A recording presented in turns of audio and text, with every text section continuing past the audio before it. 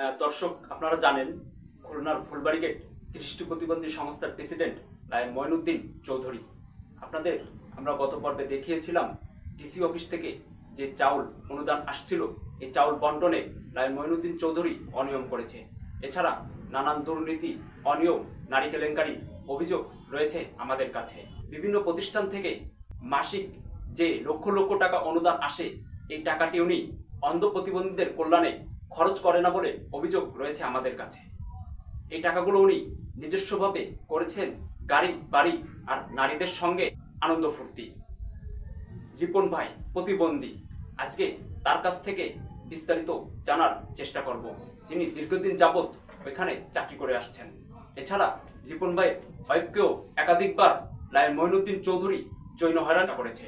চলুন বিস্তারিত জানবো রিপন ভাইয়ের কাছ থেকে।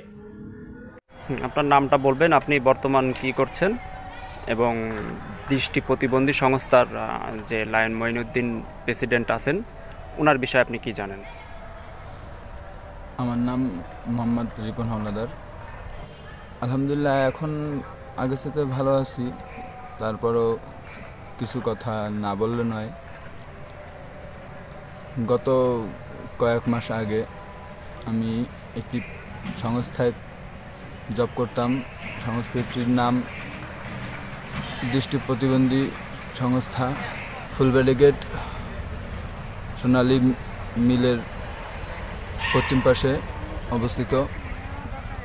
সেখানের প্রধান যিনি আছেন লায়ন মঈনুদ্দিন চৌধুরী,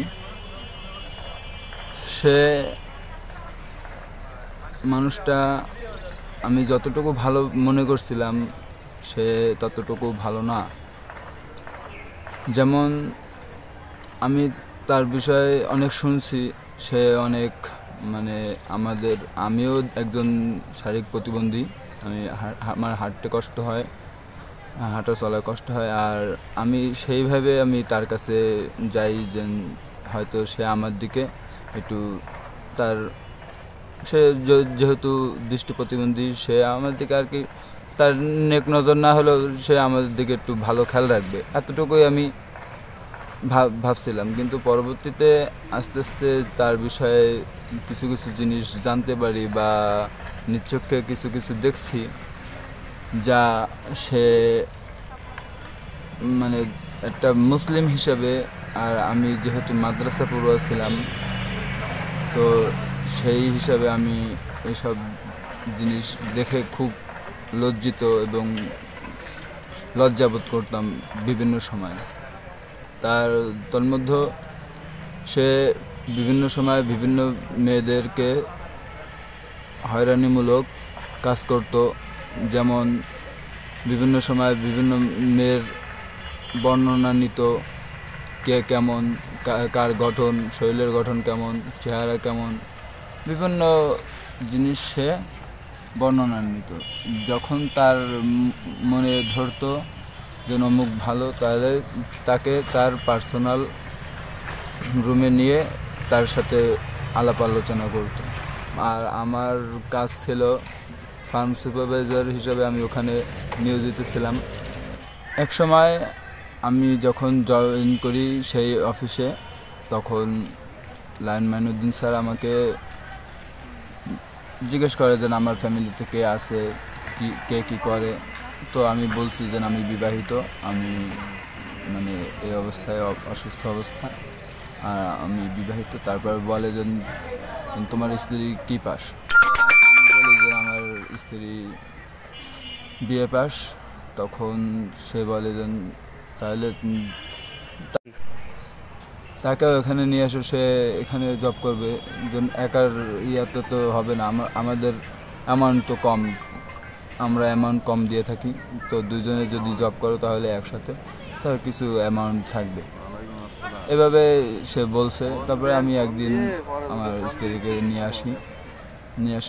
নিয়ে আসার পরে সে আমার সামনাসামনি কিছুক্ষণ কথা বলছিল।